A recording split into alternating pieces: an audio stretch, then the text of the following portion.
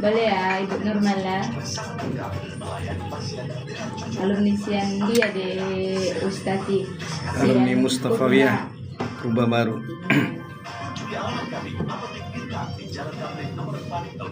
Kayaknya aku nggak kenal. Ya, kita nggak kenal mungkin. Alumni dari Purba Baru. Purba tuh bagaimana? Purba Baru. Purba Baru, Purba Lama ada, Purba Baru ada. Purba Lama di mananya, Ustaz? Purba Lama kesananya lagi, agak ke atasnya Jembatan lagi. merahnya? Iya, ke jembatan merah ke atas itu. Ada Purba Lama namanya di situ desa.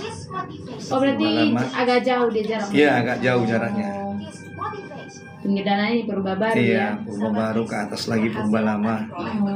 Baru ada simpang kayu laut kan, Tanopan. Pak kirim malah seubah gejolak. Buka. Dari TikTok itulah Rahmat. Ya Allah. Pulang kalau jado jauh malu jado.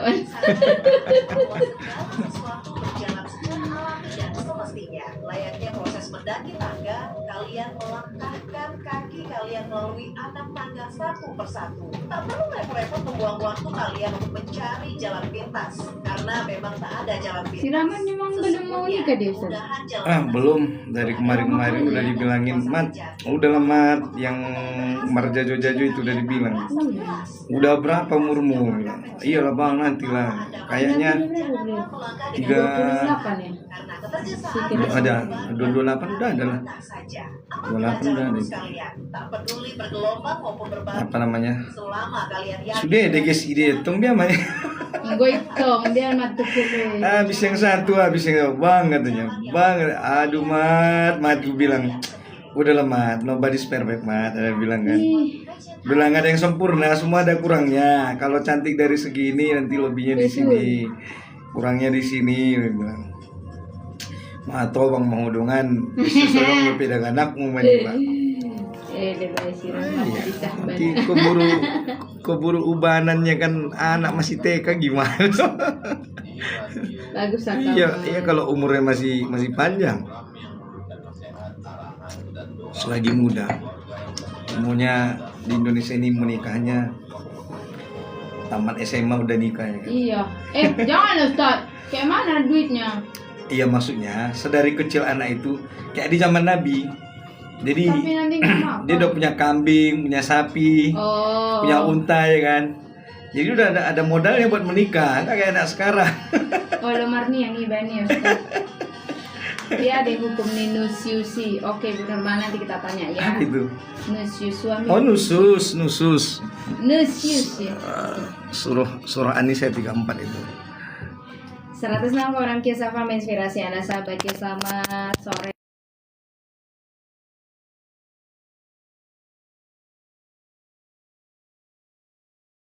Edisi Sabtu 11 Oktober 2025. Kami bersama Ustaz Firdaus sama dari Muda SPD. Ada banyak sekali pertanyaan Ustaz yang masuk ya. Iya, silakan. Ada dari TikTok, SMS, WhatsApp juga ada. Iya. Kita ke SMS WhatsApp dulu ya Ustaz ya. Boleh, silakan Mbak. Rahmat Ali Sabana tadi ya. Iya. Walaupun agak dipertanyakan pertanyaannya kita tanyakan saja dulu. Iya. Bahasanya bahasa Batak ya, bahasa daerah. Iya, boleh silakan. Marsa Pajolo Ustaz. Iya, silakan. Karena awon madumar keluarga. Masya Allah. Kira mur indah makan kerbau itu nggak makan. Mana? Anggapan mur ibadah mau masih tinggal dia ada Ustaton. Mango pibe batu lopo. Si mahomo dan mupataru nia bat taluhut ulusmu. Osamo nustaton siksa kuburi lopes berdure. Masya Allah. Tabarakallah. Iya. Jadi kepada Bang Rahmat Ali Sabana ya, yang bertanya tentang ini bagaimana Ustaz udah menikah tapi makannya juga masih beli di warung gitu, kok nggak makannya di rumah gitu kan? Terus kalau ngopinya nanti pergi suami keluar ngopi malah dibilang udahlah tidur di sana aja nggak usah masuk rumah nanti diantarin bantalnya. Ini gimana nih? Dan ini fenomena yang umum Mbak Irin, bukan hanya Bang Rahmat Ali Sabana saja ini ya. Tapi hampir sebagian besar ada problem-problem yang terjadi seperti ini ya. Kadang-kadang sebenarnya Mbak Irin, suami itu kadang ngopi itu bukan sebenarnya dia apa namanya, enak-enakan doang gitu kan. Cuma memang kadang gimana lah hari ini banyak daripada rumah tangga kaum muslimin yang tidak mampu menjadikan rumah tangganya baiti jannati gitu kan. Sehingga seolah-olah harus perlu mencari ketenangan di luar rumah. Padahal justru seharusnya rumah itulah yang menghadirkan ketenangan dan kebahagiaan. Kenapa ada suami harus pergi menenangkan pikiran keluar rumah cari kopi? Apa istri nggak bisa bikin kopi di rumah? Kan enggak. Istri pasti bisa bikin kopi di rumah. Bahkan istri dapat pahala lagi gitu kan. Tapi kenapa banyak hari ini fenomena kok laki-laki lebih suka ngopi di luar daripada ngopi di rumah gitu. Mungkin kalau di rumah pusing direpeti oleh istrinya sendiri gitu ya kan. Sehingga nanti kalau minta dibikinin kopi sama istri bukannya dilayani dengan baik malah direpeti gitu. maka ini wakil para istri ya, mama ini ya, ibu-ibu di rumah ya, berbuat baiklah kepada suami ya kan. Ya kalau misalnya jangan sampai pahalamu direbut sama ibu-ibu di warung kopi ya kan. Pahala dan duitmu. Iya, pahala dan duitnya direbut sama ibu di warung kopi gitu kan. Hendaklah lebih baik, Bang ini saya bikinkan kopi, ada bonusnya. Dikasih uang tips dari suami ya, bikinkan kopi untuk suami sepulang kerja gitu kan, daripada uangnya pergi ke warung kopi gitu kan. Bukan berarti ingin mematikan pengusaha warung kopi, tidak gitu kan. Tetapi ya nggak pula setiap hari Mbak Irin ya kan. Kalau bisa ya kepada para istri ya layanilah suami dengan baik di rumah ya kan, supaya dia tidak berbuat hal-hal yang aneh-aneh di luar rumah begitu kan. Nah, ini penting. Makanya tadi kita bilang tidak cukup menikah itu bermodal cinta. Harus paham psikologi, bagaimana psikologi seorang laki-laki. Seorang laki-laki juga sebagai suami di rumah tangga penting harus memahami psikologi istri. Sehingga misalnya ketika istri merepet, bukan berarti istri itu benci suami, tidak Mbak Irin. Mungkin dia hanya ingin mengungkapkan bahwasanya dirinya lelah seharian di rumah tangga gitu kan. Cuma mungkin dengan bahasanya merepet terus di rumah begitu kan. Nah, makanya kalau sudah merepet begitu, ya suami pengertian lah. Ya bawa istri jalan-jalan, bawa ke liburan, belikan kayak sebongkah berlian misalnya, kalau ada rezeki dari Allah gitu ya kan. Atau iya. Ya kalau ada kan nggak ada salahnya Mbak Irin gitu kan. Ya suami juga perlu menghargai jerih payah istri di rumah. Bagaimana dia telah seharian begitu lelahnya mengurusi anak-anaknya, mengurusi keperluan suaminya. Nah, sehingga janganlah pula mentang-mentang suami juga udah capek di rumah juga merasa paling bos. Oh enggak gitu kan. Nah disinilah pentingnya memahami. Memang Mbak Irin karakternya laki-laki ini adalah dia ingin selalu ditinggikan dan dimuliakan. Itu memang karakter laki-laki yang nggak bisa kita hilangkan. Itu sifat laki-laki. Kalau bahasa kita ini para rajaun. Memang itulah karakter laki-laki ya kan. Sebagai imam, namanya pemimpinnya, ya pasti dia fitrahnya ingin selalu dihormati, dimuliakan, dilayani. Itu fitrahnya laki-laki. Dan ini kalau ibu-ibu di rumah tangga ini paham sebenarnya bagaimana memuliakan suaminya adalah hal mudah ya kan.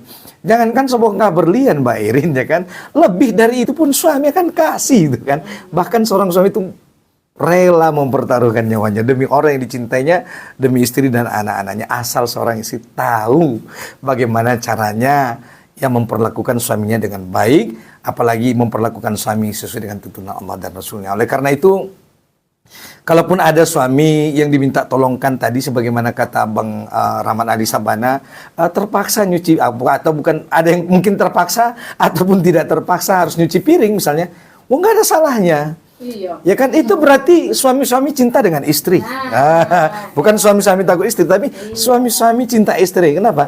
Karena sayangnya suami kepada istrinya, sehingga suami ini berusaha membantu meringankan tugas istrinya dengan sesekali di waktu luang, di waktu senggangnya. Ya kalau memang ada waktunya, apa salahnya suami membantu istri mencucikan piring, atau juga mencucikan pakaian, atau juga meratukan istri walau sehari deh gitu misalnya.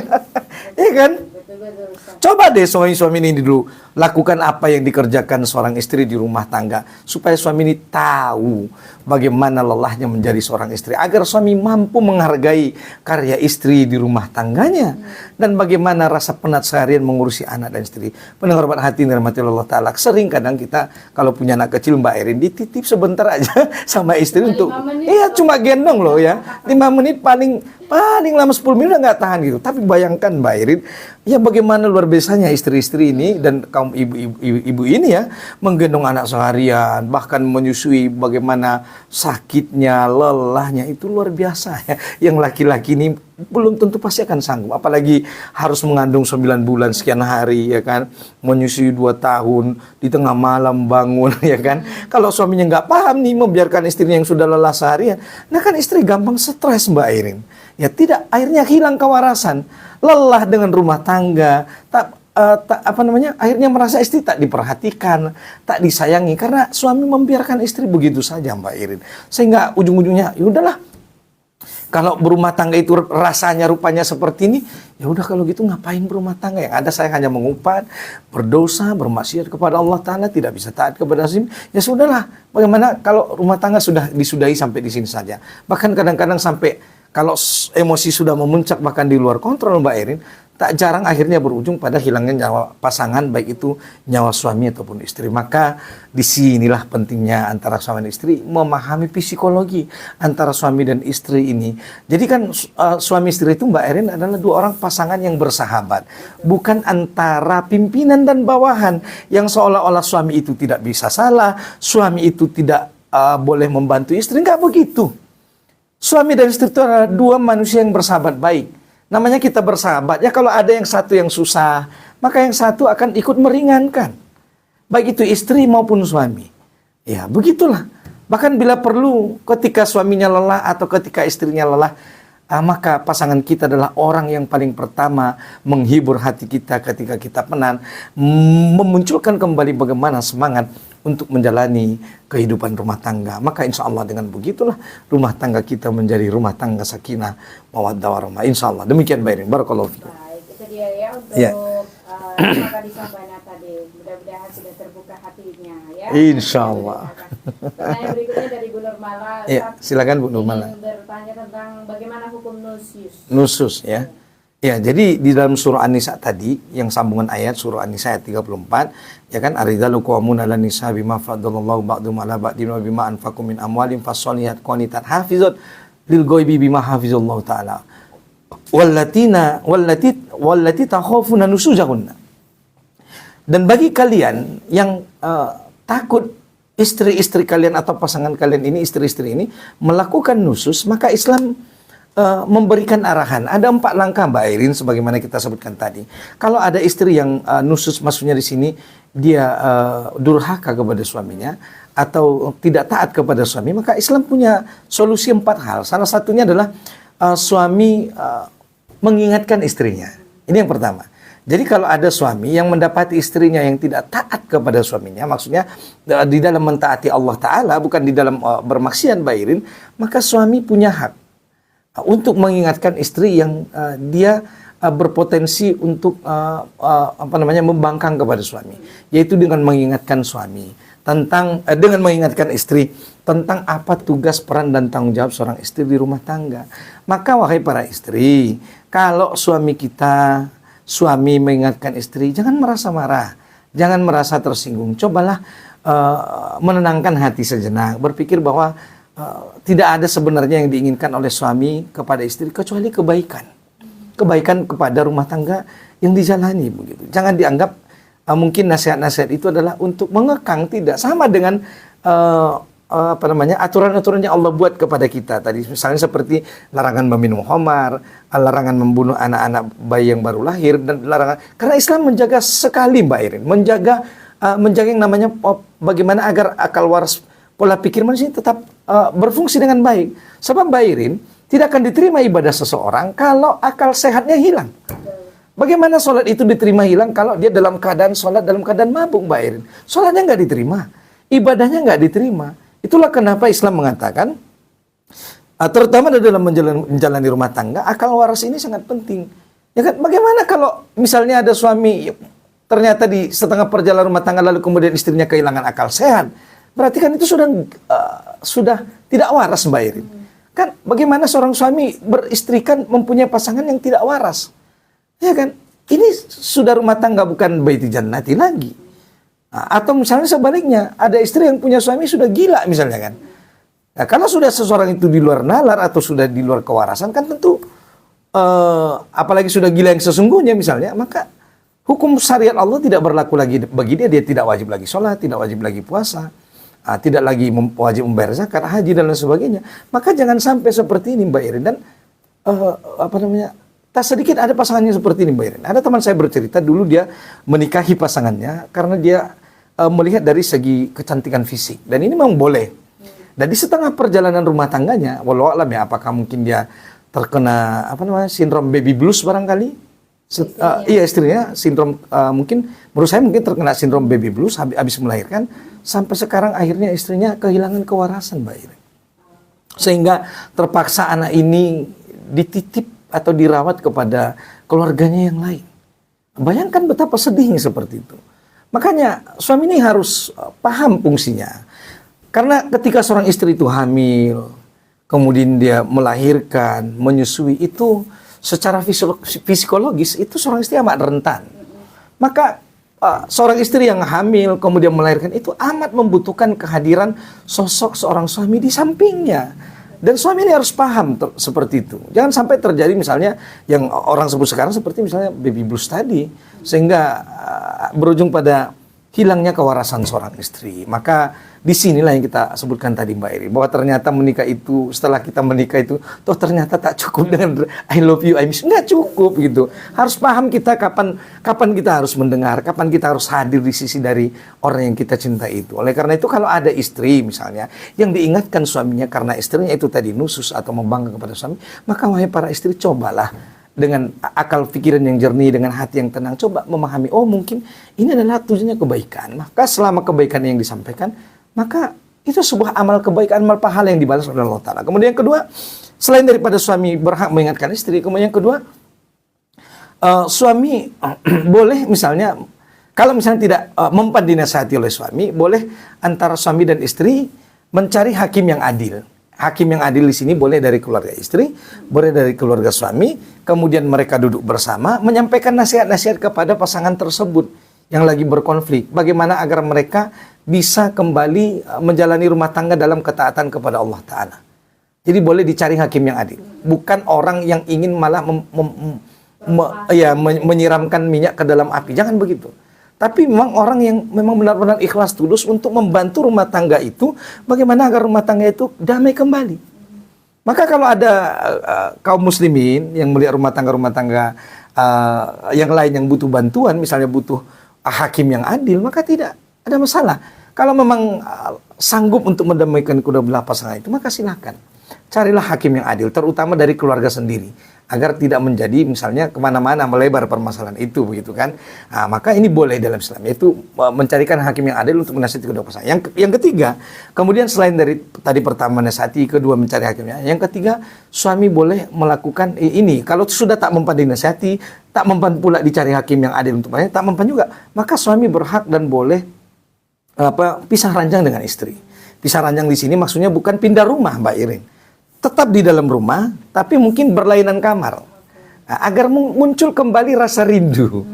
Ya kan, kalau biasanya selama ini tidak pernah terpisah tidurnya, tiba-tiba misalnya terpisah kan, nanti akan ada rasa sesuatu yang kurang, rasa yang hilang, sehingga nanti ketika rasa itu memunculkan kembali rasa bersalah, rasa ingin meminta maaf, ya kan, ingin memunculkan rasa sayang itu kembali. Ini yang diinginkan oleh Islam. Bukan berarti kalau misalnya suami membuat pisah ranjang dengan istri tanda benci, tidak. Tapi ini adalah usaha dari seorang suami untuk mendidik istri bagaimana agar kembali rumah tangga itu berada pada jalan yang semestinya.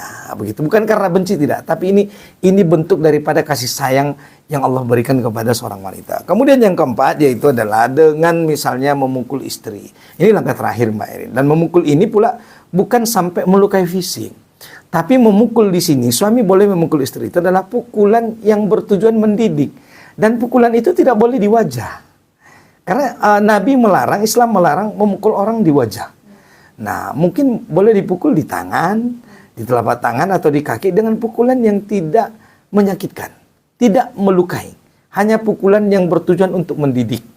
Nah, begitu. Jadi ini yang dibolehkan dalam Islam. Jadi kalau ada pasangan yang khusus, maka inilah cara dan ilmu yang diajarkan di dalam Islam yang bisa kita laksanakan. Mudah-mudahan tidak ada cara-cara di luar itu, Mbak Erin. Apalagi misalnya sampai melakukan kekerasan, ditonjok istrinya sampai babak belur, bahkan sampai ya nauzubillah min dzalik. Mudah-mudahan Allah Subhanahu wa taala menjaga keluarga kita semua dimanapun berada. Barakallahu fikum, demikian Mbak Erin. Baik, ya tadi Ya. Gubernur Malatya yang bertanya. Bang Cepis si Panyanggar ini. Ya, silahkan Bang Cepis. Assalamualaikum Ustaz. Waalaikumsalam warahmatullahi wabarakatuh. Ingin bertanya, bagaimana hukumnya atau bolehkah kita berinfak atau bersedekah sementara kita masih terlilit hutang? Takut nanti jadi gosip di masyarakat. Mohon penjelasannya, Ustaz. Ya, terima kasih pada Bang Cepis yang bertanya, bolehkah kita Ustaz berinfak atau bersedekah sementara dia masih punya kewajiban yaitu membayar hutang. Jadi memang pendengar Buat Hati, kalau ditanya mana yang lebih didahulukan, bersedekah atau membayar hutang. Nah, sedekah itu kan hukumnya sunnah. Sementara membayar hutang hukumnya wajib. Maka kalau ada yang wajib, dahulukan yang wajib daripada yang sunnah. Begitu juga dalam berumah tangga, Mbak Irin. Puasa Senin Kamis hukumnya sunnah. Berbakti taat kepada suami itu hukumnya wajib. Jadi makanya diperintahkan di dalam Islam kalau ada seorang istri yang ingin puasa sunnah, ya puasa sunnah ya, bukan puasa wajib ya. Kalau Ramadan suami tidak berhak melarang. Tapi kalau puasa sunnah Senin Kamis, hendaklah seorang istri itu meminta izin kepada suami. Sebab apa? Mungkin bisa saja seorang suami punya keperluan terhadap istri. Misalnya kalau pas lagi seorang istri misalnya lagi puasa Senin Kamis tanpa memberitahu kepada seorang istri lagi puasa Senin Kamis tanpa beritahu kepada atau minta izin kepada suami, tiba-tiba dari luar sana suami pulang ke rumah hendak menunaikan hajatnya karena mungkin di luar sana begitu banyak godaan atau dia melihat ada wanita yang hangat memunculkan syahwatnya, kan ini berbahaya Mbak Irin. Kalau hasrat itu tidak tersalurkan hanya dikarenakan misalnya alasan seorang istri melakukan puasa Senin Kamis yang hukumnya adalah sunnah di dalam Islam, sementara melayani suami hukumnya adalah wajib. Maka ini psikologi ini harus dipahami Mbak Irin oleh para ibu di rumah tangga. Ya, kalau bahasa bapak-bapak sekarang ya kalau bisa mau rumah tangga aman selamat. Ya, kalau suami mau pergi sebelum keluar rumah, ya maka penuhi dulu psikologi daripada seorang suami atau nafkah batin seorang suami agar dia nggak macam-macam di luar sana, begitu kan? Biasanya kalau suami udah terpenuhi nafkah batinnya, ya paling tidak 2 hari ini aman lah dia, begitu kan? Maka ini psikologi ini harus dipahami oleh seorang istri. Ya, kalau mungkin kenapa nih suami saya marah-marah? Kenapa dia baru pulang kerja marah-marah? Oh, mungkin ada nafkah batin yang tidak terpenuhi misalnya sehingga emosi memuncak. Karena memang Mbak Irin dan pendengar Buat Hati, laki-laki ini kalau gorizah naluri meneruskan keturunan ini tidak terpenuhi, memang dia bawaannya panas Mbak Irin. Itu bawaannya laki-laki itu dia panas bawaannya. Emosi gitu. Karena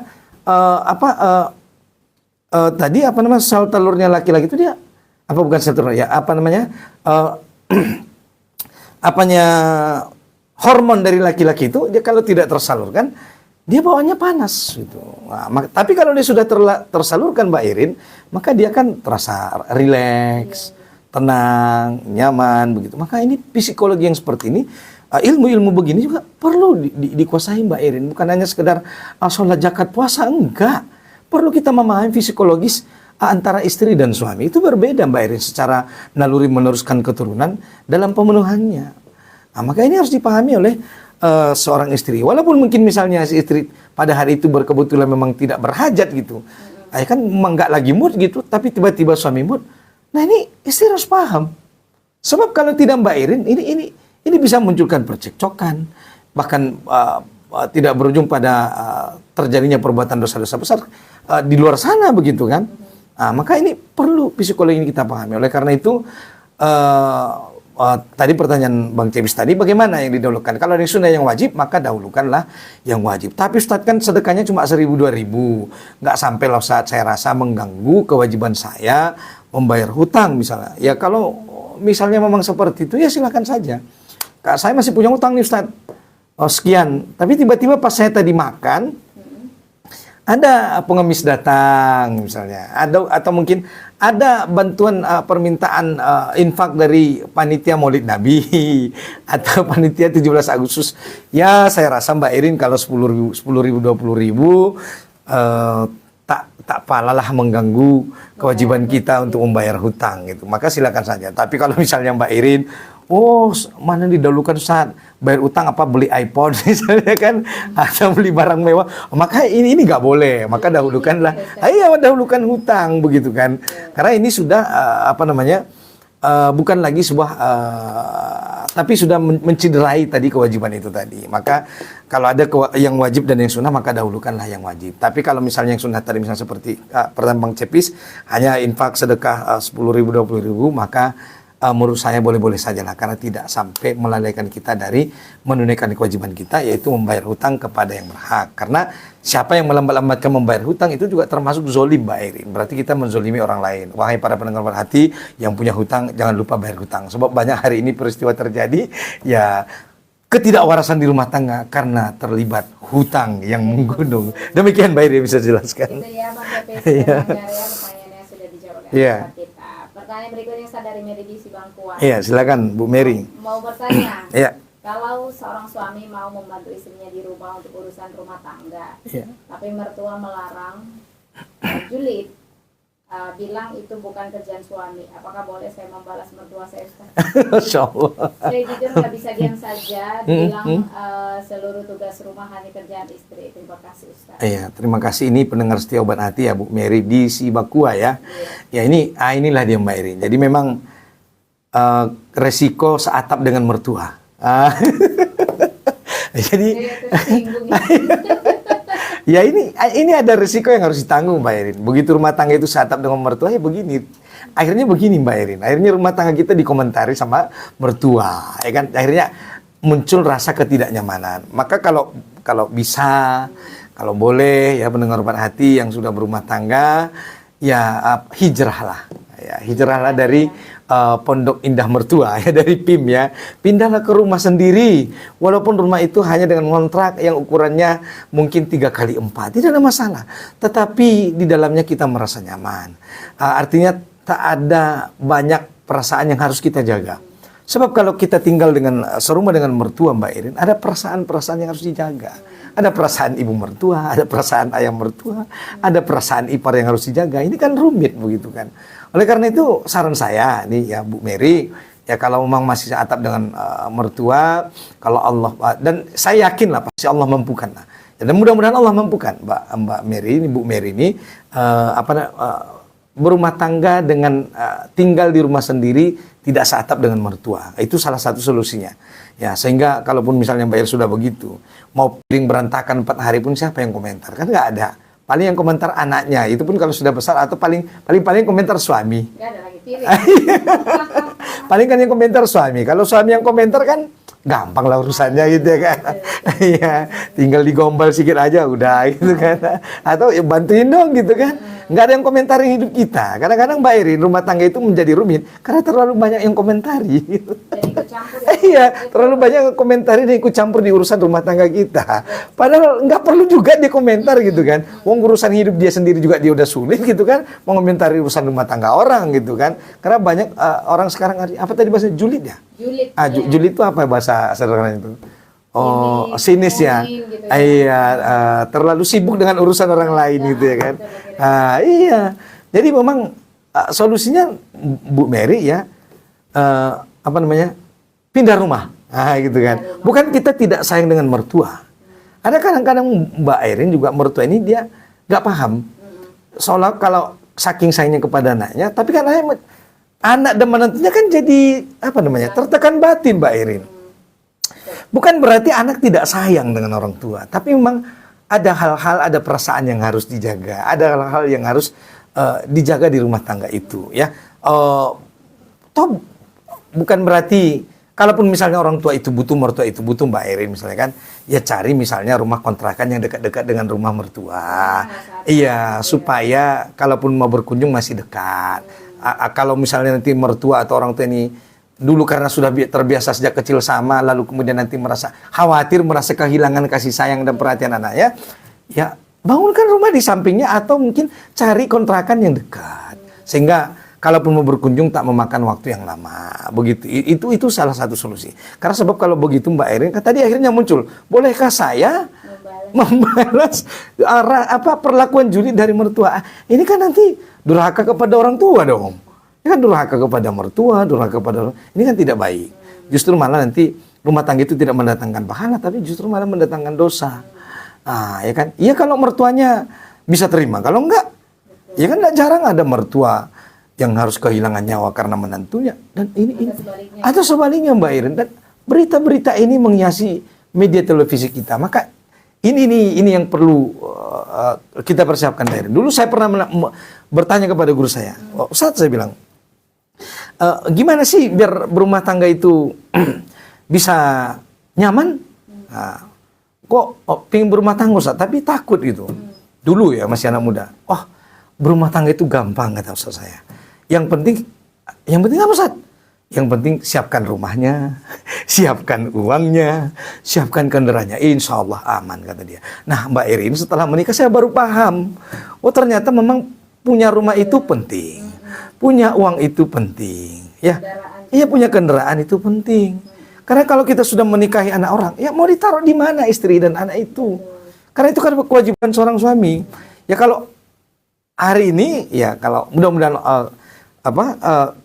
kaum muslimin dimanapun berada Allah berikan rezeki yang banyak, ya sehingga sebelum menikah itu sudah ada tempat tinggalnya, ada kendaraannya, siap materinya, sehingga ketika nanti istrinya mengandung, menyusui, terpenuhi gizi dan kesehatannya, kan itu tujuannya baik Mbak Irin. Jadi memang menikah itu mudah, ya gampang insya Allah. 5 menit selesai. Yang sulit itu adalah persiapannya, menyiapkan rumahnya, menyiapkan mentalnya, menyiapkan uangnya. Itu tadi mental untuk senantiasa mudah memaafkan. Itu nggak gampang Mbak Irin. Ya kan apalagi kalau kesalahan itu dilakukan pasangan kita berulang-ulang, wah jengkelnya. Luar biasa itu. Nggak gampang untuk memaafkan. Siapa bilang maunya pinginnya nabok aja itu orang itu, ya kan? Iya. Makanya menikah itu adalah belajar memaafkan, belajar untuk bersabar. Nah itu intinya pernikahan. Oleh karena itu, memaafkan dan bersabar. Ya maka menikah itu berarti kita harus sering-sering memaafkan pasangan kita. Itu dia. Iya. Ya dan kemudian juga pasangan memang haruslah belajar dari kesalahan. Ya kan. Jangan pula mentang-mentang maafkan umat ni si butet deh katanya kan. Janganlah janganlah pula begitu. Ya kan dihargai juga lah perasaan dari pasangan kita, istri kita atau suami kita, ya kan? Nah, demikian Mbak Irin bisa jelaskan. Barakallahu fikum kepada Bu Mary, mudah-mudahan bisa bermanfaat dan menjadi solusi. Baik, berikutnya Ustaz, ini dari hamba Allah ya. Ustaz, apa hukumnya suami ketika bertengkar bilang istrinya pulang aja atau keluarlah dari rumah ini? Apakah sudah termasuk talak? Iya, terima kasih pada hamba Allah yang bertanya bagaimana dengan seorang suami yang mengatakan kepada istrinya, pergilah dari rumah ini atau pulanglah ke rumah orang tuamu, ya. Apakah ini jatuh talak? Maka seorang istri kalau ada suami yang berkata begitu, apalagi misalnya ketika dia lagi emosi, maka seorang istri itu perlu bertanya, Mbak Irin. Maka dia tanya dulu suaminya, ini maksudnya apa? Maksudnya saya ini disuruh pulang hanya untuk menenangkan dari emosi sesaat, atau memang saya pulangnya ini kita sudah berpisah. Ini harus diperjelas.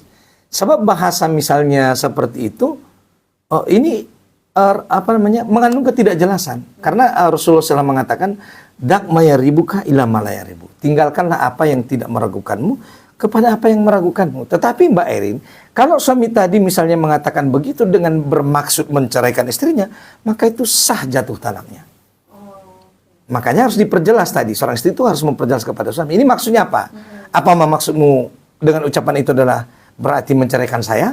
Kalau suami menjawab, ya berarti sah jatuh talaknya seorang suami kepada istri. Maka seorang istri jangan langsung pergi. Main bungkus aja gitu. Nggak boleh. Istri ini kan nggak usah disuruh pun mau main bungkus terus gitu kan. Sikit-sikit salah pingin bungkus gitu kan. Sikit-sikit pingin pulang ke rumah. Jangan. Harus diperjelas dulu.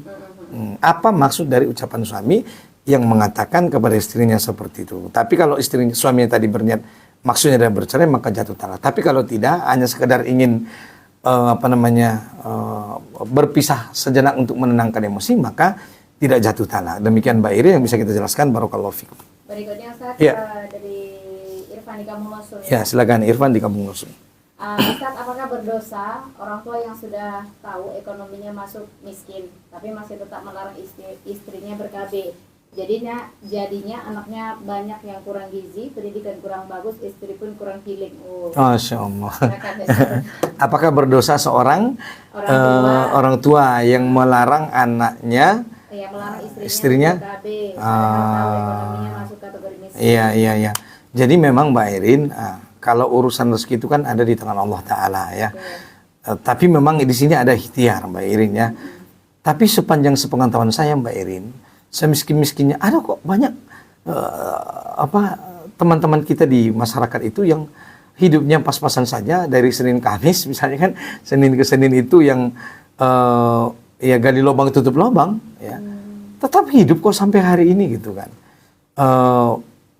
Bahkan sebenarnya Mbak Irin, aslinya kan dalam hadis Nabi Muhammad SAW, kita ini umat Muhammad ini memang disuruh dan diperintahkan punya banyak keturunan.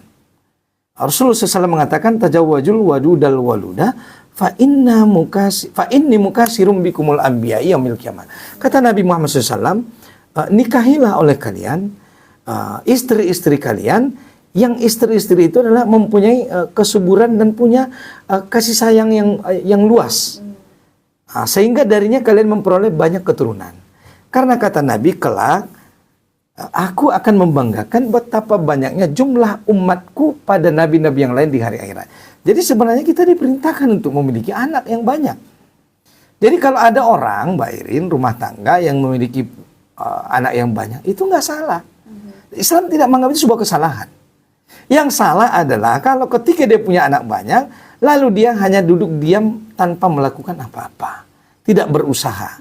Karena Mbak Irin, di dunia ini ada namanya, kita tuh belajar dulu namanya hukum kausalitas. Bahasa Arabnya disebut dengan asbabiyah, sebab akibat.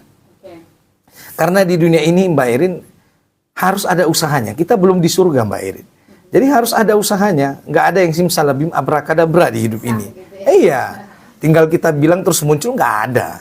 Jadi harus ada usaha di dalam menjalani kehidupan dunia ini. Walaupun kita setelah berdoa dan meminta kepada Allah Ta'ala, harus ada usahanya. Bahkan hal yang sederhana lah Mbak Irin misalnya.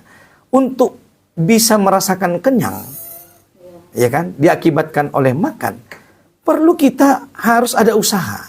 Yaitu dengan memasak nasinya, memasak lauknya. Dan cukup sampai di situ. Kalau sudah nasinya masak, lauknya masak, apakah kita otomatis kenyang? Enggak. Apa? Ambil piring, taruh di piring, ambil yang di piring, masukkan ke dalam mulut, terus harus dikunyah. Nah, barulah akibat daripada itu, akibat dari kita makan, hasilnya adalah kenyang. Inilah namanya hukum sebab akibat. Kenapa seseorang itu kenyang? Ya karena dia tadi makan.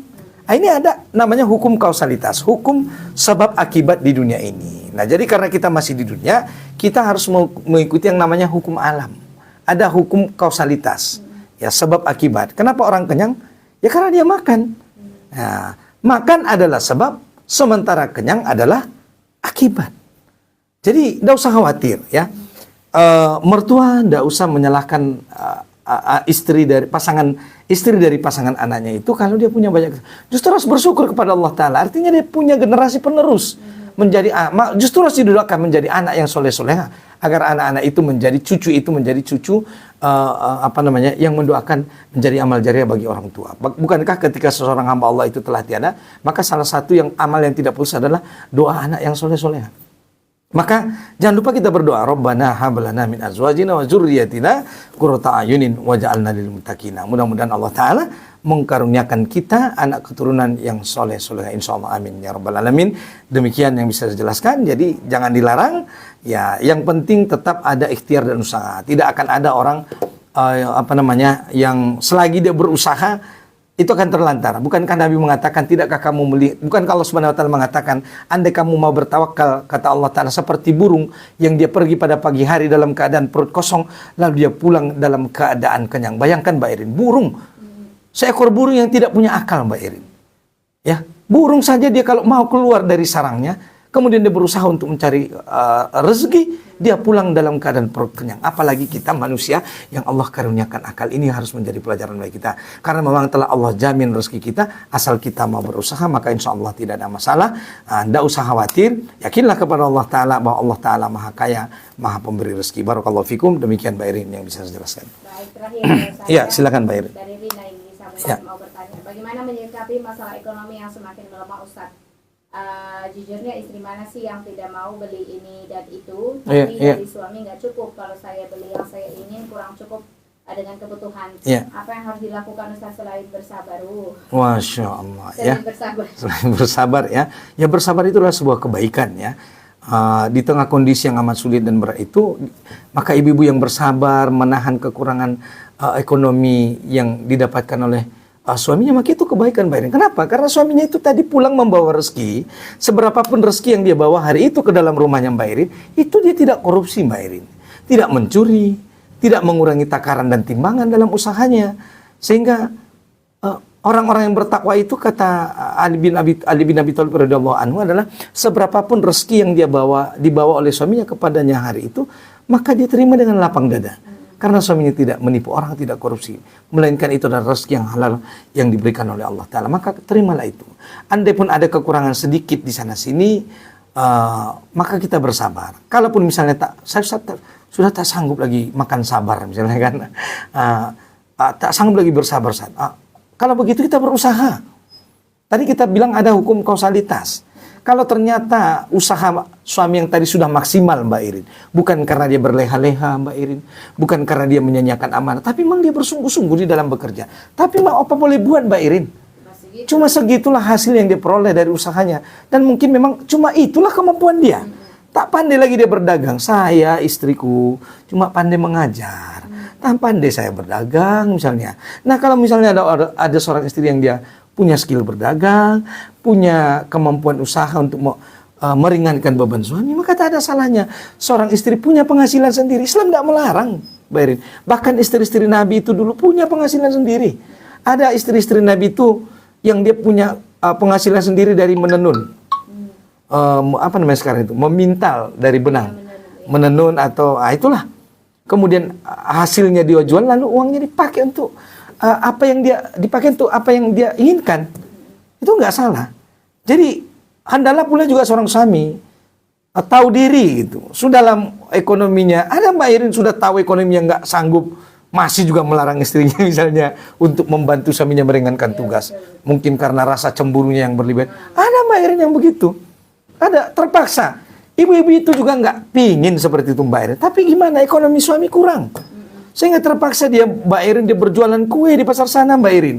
Begitu Mbak Irin istrinya jualan kue di pasar sana, kemudian pulang diantari, mohon maaf ya, misalnya becak langganannya, lalu karena melihat si istri sering naik becak langganan, si suami cemburu Mbak Irin dengan si tukang becak misalnya. Ada kejadian seperti itu Mbak Irin. Ya kan? Ya kalau nggak mau seperti itu, ayo dong suami. Ya jemput istrinya.